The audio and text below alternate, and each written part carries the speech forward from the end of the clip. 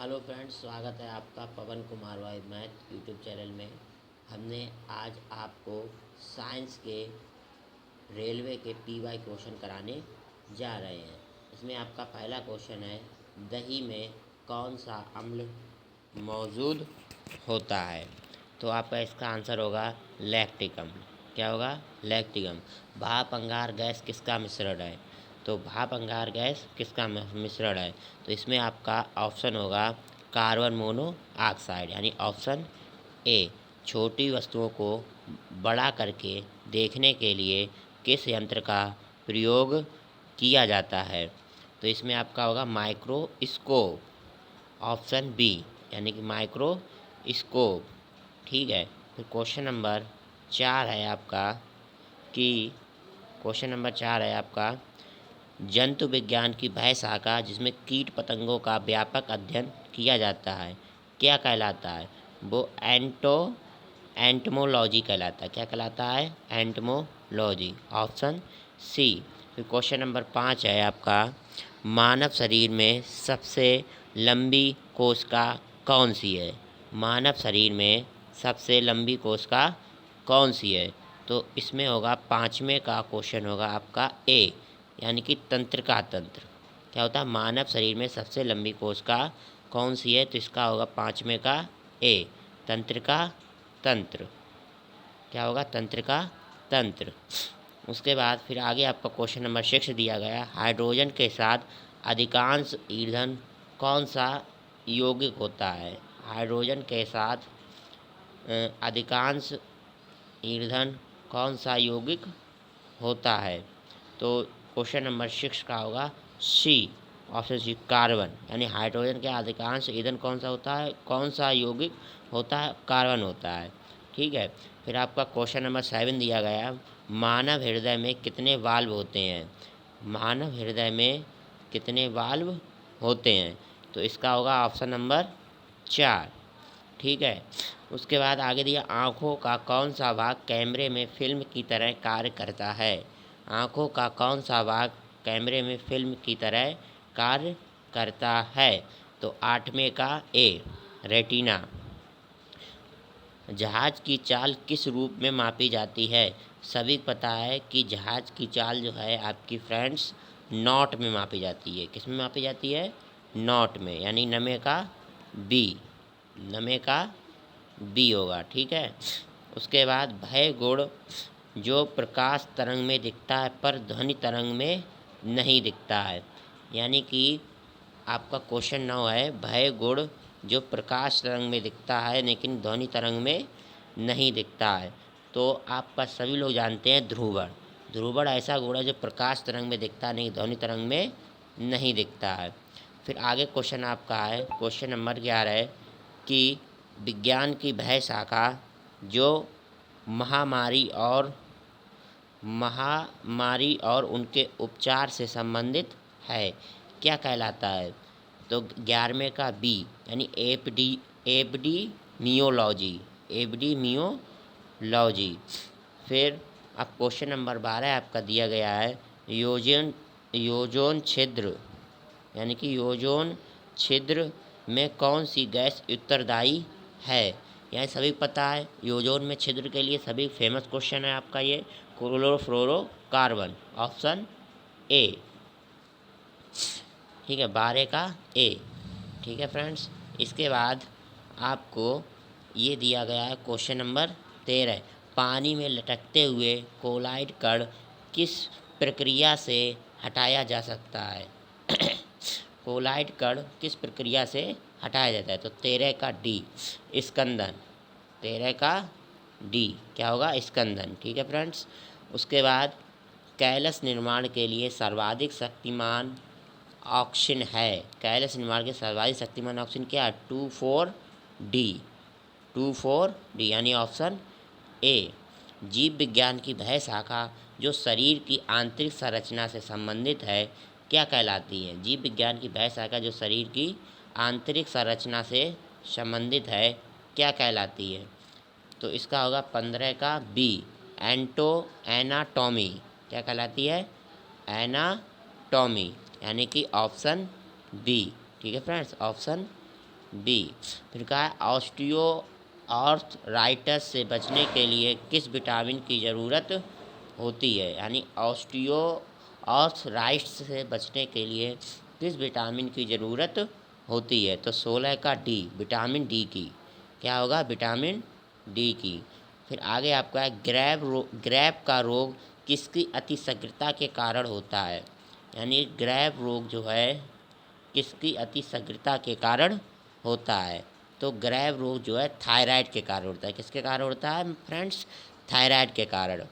फिर आपका question number 18 दिया गया है कि जब किसी पिंड को उसके उदासीन संतुलन की स्थिति से बाधित किया जाए तो उसके स्थित ऊर्जा पर क्या प्रभाव पड़ता है, यानी जब किसी पिंड को उसके उदासीन संतुलन की स्थिति से बाधित किया जाए तो स्थित ऊर्जा पर क्या प्रभाव पड़ता है, यानी 18 का बी, यानी स्थिति ऊर्जा कैसी हो जाती है, कम हो जाती है।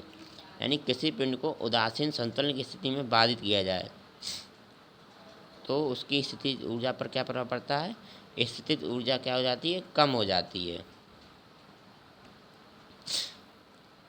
अगला है आपका सब्जी को उबालते समय नमक मिलाया जाता है जिससे उसमें उपस्थित का क्वथनांक घट जाता है, सब्जी का, जल का, या वाष्प का, या नमक का। तो 19 का बी, यानी कि जल का क्वथनांक क्या हो जाता है, घट जाता है।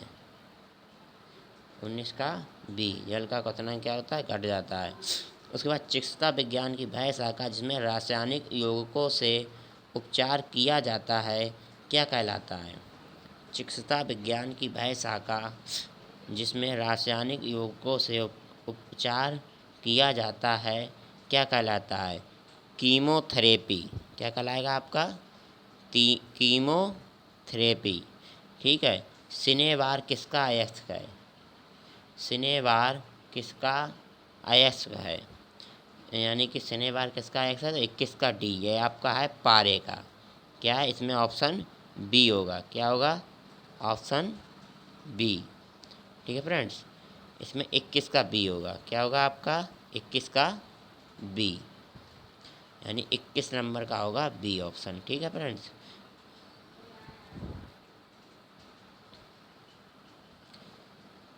इक्कीस का डी होगा, पारा होगा। क्या होगा, सॉरी फ्रेंड, 21 का डी। उसके बाद अगला क्वेश्चन है सामान्यतः विद्युत बल्ब में भरी जाने वाली गैस, सामान्यतः विद्युत जब बल्ब में भरी जाने वाली गैस होता है, आर्गन भरते हैं। सभी को पता है कि विद्युत बल्ब में आर्गन गैस भरी होती। कौन सी गैस भरी होती बेटा, आर्गन। 22 का बी, विज्ञान की वह शाखा जिसमें पृथ्वी को छोड़कर अन्य ग्रहों व उपग्रहों पर जीवन की संभावना का अध्ययन किया जाता है वो क्या कहलाता है, यानी एक्स बायोलॉजी। क्या कहलाता है, एक्स बायोलॉजी। ठीक है। किसी रेडियो सक्रिय पदार्थ का आधा जीवन कितने माह का होता है, किसी रेडियो सक्रिय पदार्थ का आधा जीवन कितने माह का होता है, यानी 24 का बी, यानी 4 माह का होता है। किसके होता है, 4 माह का। ठीक है फ्रेंड्स।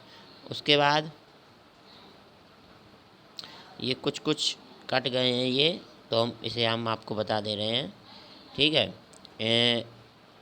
कोर्टिसोन औषधि किससे बनाई जाती है, कोर्टिसोन औषधि किससे बनाई जाती है, 25 का बी। क्या होगा, 25 का बी, हार्मोन से। कोर्टिसोन औषधि जो है हार्मोन से बनाई जाती है। पायरिया रोग किससे संबंधित होता है, सभी पता है।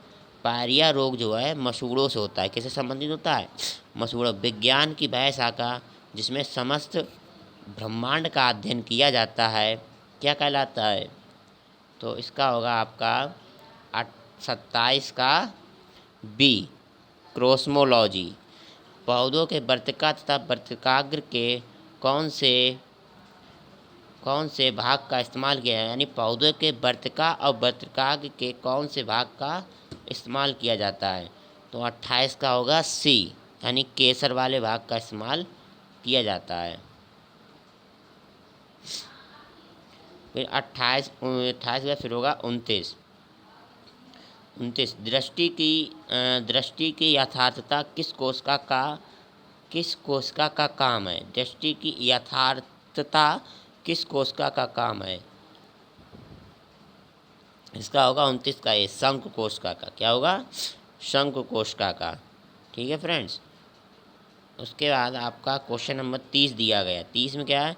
टेक्नोलॉजी की वह शाखा क्या कहलाती है जो मिट्टी के बर्तन तैयार करने से संबंधित है? यानी टेक्नोलॉजी वैसा कह रहे जो मिट्टी के बर्तन से तैयार करने से संबंधित हैं। तो 30 का बी, सिरेमिक्स। गोल्जी पिंड का मुख्य कार्य क्या है? गोल्जी पिंड का मुख्य कार्य क्या है? 31 का बी होगा आपका, संवहन करना। गोल्जी पिंड का संवहन करना। फिर का विलीन जैवों का सूक्ष्म जैविक उपयोग किसके द्वारा निष्पादित किया जा सकता है? तो 32 का ए, ऑक्सीजन। क्या होगा? ऑक्सीजन। निम्न में से कौन द्रव धातु है? सभी पता है द्रव धातु आपकी कौन सी है? पारा। 31 का होगा डी, 31 का डी। ठीक है फ्रेंड्स, वीडियो को लाइक करना और चैनल को सब्सक्राइब करना। हमने आपके ये 23 क्वेश्चन करा दिए हैं।